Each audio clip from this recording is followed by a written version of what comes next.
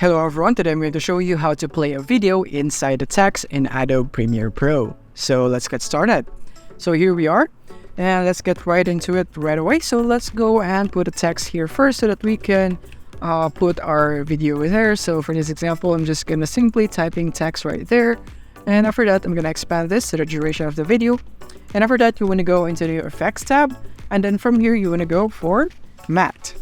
And then you want to go for Track Matte Key Effect, and then you want to drag it into your video. And after that, you want to go into the effect controls of your video.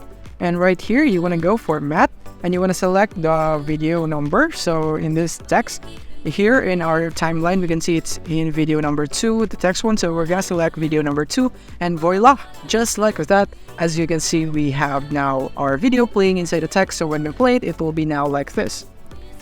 And as you can see, it's like that, and you can also expand the text however you'd want to. You can make it bigger, just like this one right here, and you can play it like this. So that is basically it for this video. I hope this video helped you out.